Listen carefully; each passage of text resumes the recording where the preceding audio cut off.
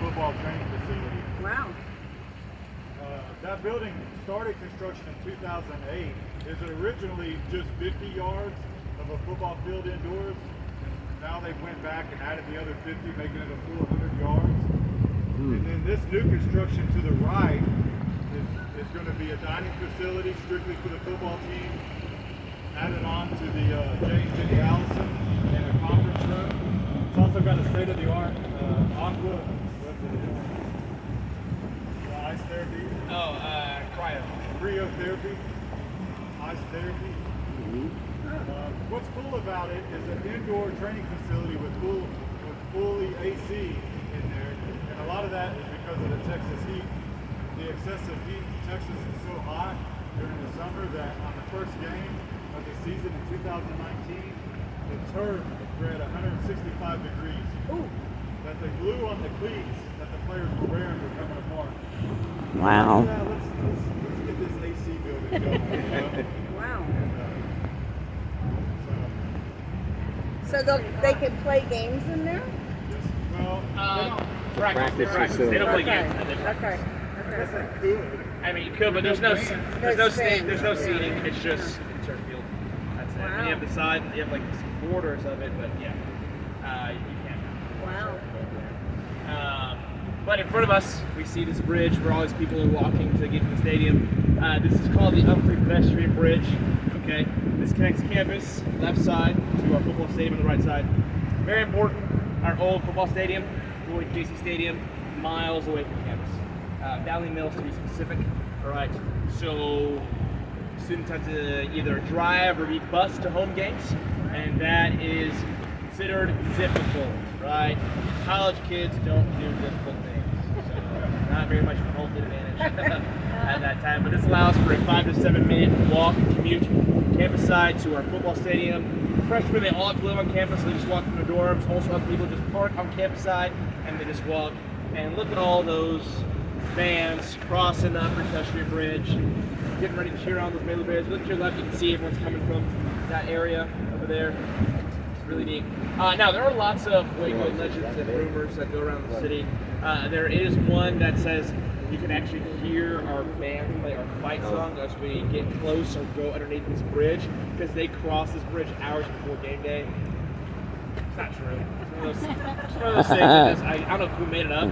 Someone made it up and they just started going with it, and now everyone just tags along with it. So it's just another one of those Waco rumors and legends, right? Oh, never mind. No, it's right. Yeah, this is right.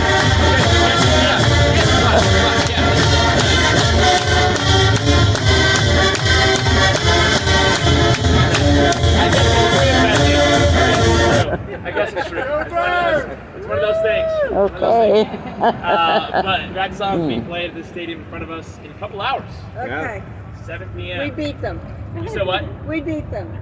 Yes, we. Wait, who's we? Well, No, we played it. Yes, it's in the song. I was so confused. Like, yes, we did beat them. So this is a 45,000 seat stadium built in 2014. Can anyone tell me the unique shape of our stadium? You want to know Looks what like a it is, horseshoe. what everybody from outside of town calls it. Okay. It looks like a I know what you're horseshoe. gonna. I know what route you're gonna go. You know. Yes. You have a question. Yes. It looks like It's a horseshoe. horseshoe. Okay, horseshoe. That's exactly right. You can store it. Oh, There's a toilet I don't know bowl. TBS. I don't know about that. I don't know There's about a the toilet TBS bowl. thing. I've never Yeah. heard of that before. Yeah, I've never right. heard of that before. But yes, that is a horseshoe right there. Horseshoe, yes. Horseshoe. Got it. Now our scoreboard. We have two flags flying above our scoreboard: the Texas flag on the left side, the American flag on the right side. Woohoo! Maybe get some food, Jesse. Just hold on real quick. Hey, no. Now, the Texas flag is allowed to fly as high as the American flag. The reason why is because Texas used to be its own country, so we are the only state in the U.S. that's allowed to fly our flag as high as the American. Huh. Hmm. Didn't know that. Pretty interesting. A lot of people always ask, it's like they're not allowed to fly the same height, and so that is why. Now we got to keep these Texas is so themed, cool. right? Has anyone heard of the music park Six Flags Over Texas by any chance? Uh-huh. Okay. Does anyone know why they call it Six Flags Over Texas? No. You can see 6 cities. That's right. That's right. Do you guys know those 6 different flags or countries that have flown over? If you know, you can shout them. Mexico. Mexico, Spain, France, Switzerland, Two of them are flying above our scoreboard. Oh, the United States and the Texas. Yes, I've got one more.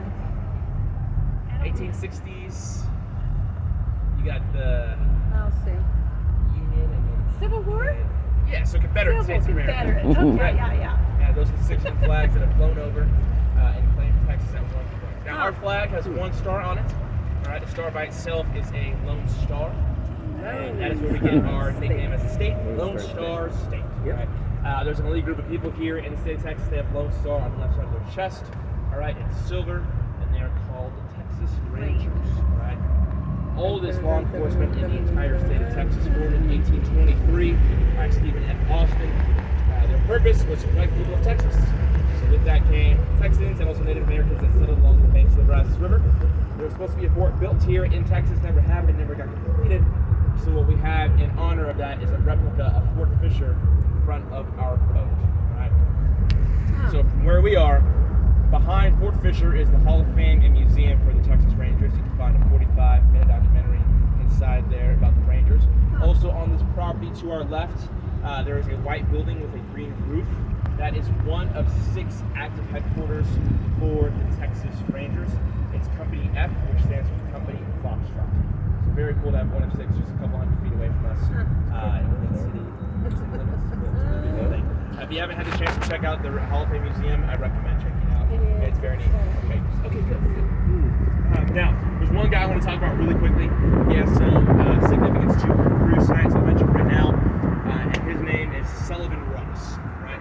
His friends called him Sul Ross, so I'm going to call him Sul Ross. Right? But he's a Baylor grad, so it's like a Bears. Right? He was a governor for the state of Texas long time ago. Right? And lastly, he was the president for a university in College Station. Right? And that university is called Texas A&M. Anyone an Aggie fan or like the Aggies or support the Aggies? Anybody? To be honest. Yes, no, maybe so. Heard of them. They don't matter Make sure to me. it was a weirdo check. That's all it was. That was just to kick people off. In front of us, that's why we have the ring. In front of us, we have Interstate 35. That is a bridge in the middle. State of Texas, city of Waco, and Baylor University all came together to build the bridges on the left and right side to alleviate traffic. And underneath these white poles, there are lights. Baylor threw in an extra $500,000 to make these bridges light up. Because of all the construction that's gone on in the past years, they're replacing the entire lighting system. So that is projected to be done for the next year and a half. But it does get a little noisy, so we're going to cruise some of these bridges and pick up on the other side.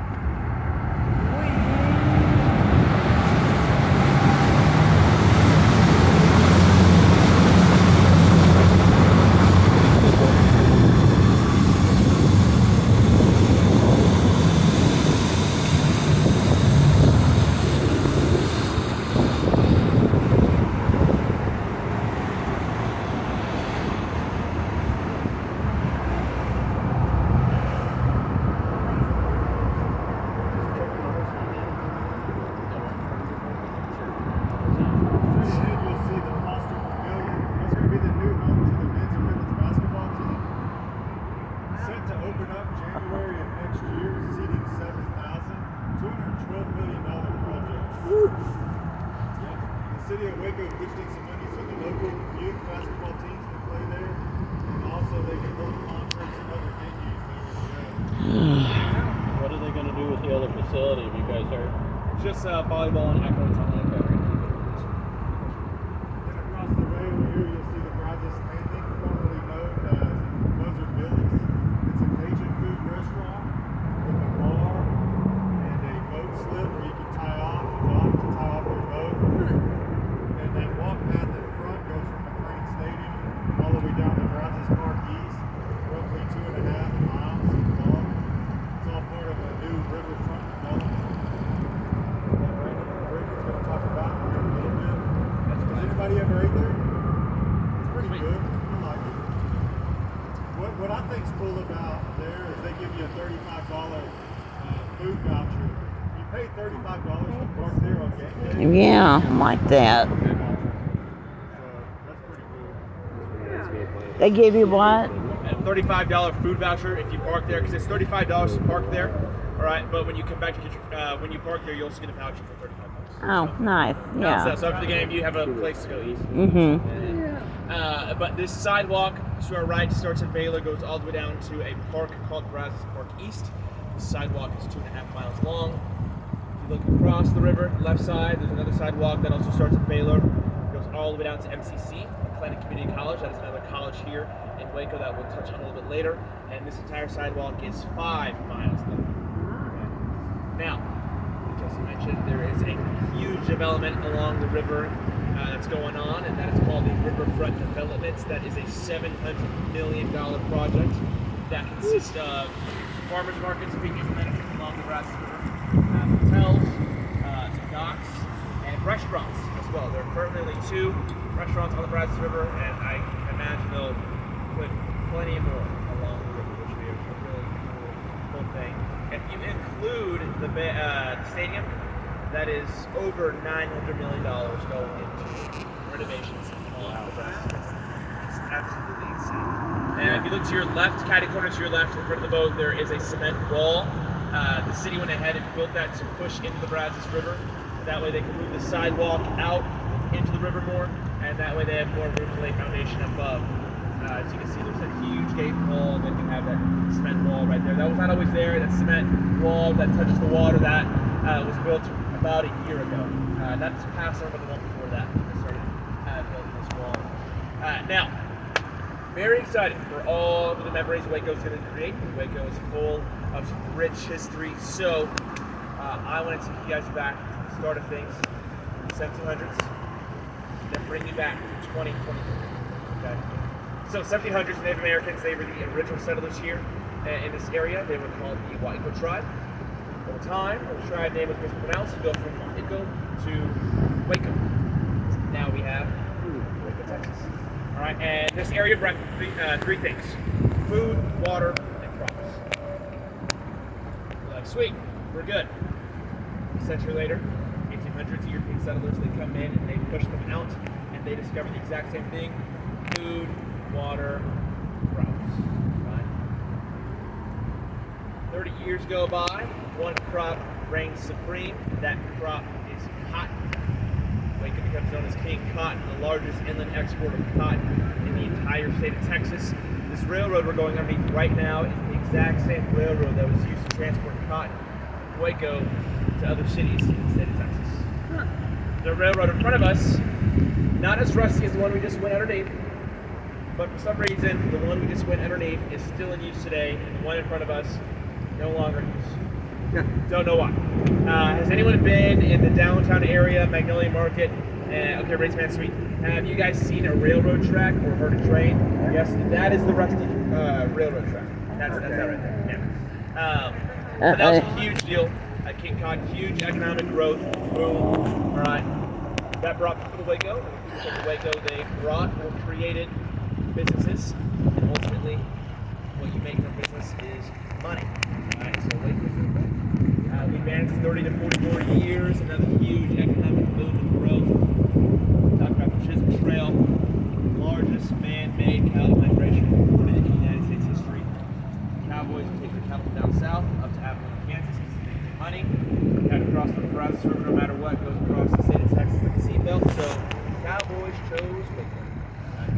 Still dangerous. Okay, you lose anywhere from 10 to 20% of your herd. That herd consists of anywhere from 500 to 10,000 cattle. So there's a bridge built here to help those cattle cross safely. And that solidified more people coming to Waco, and again, businesses and money. Waco's doing great economically. We're on top in the entire state of Texas, on track to be as large as Dallas, Texas. All right. And the reason why we're no longer on track to be that large is because in the 1950s there was a tornado that put everything to a halt here. It was an F5 tornado, still to this day. It is tied for the deadliest tornado in the entire state of Texas. Alright. Waco boarded up. Downtown boarded up. Everyone fled for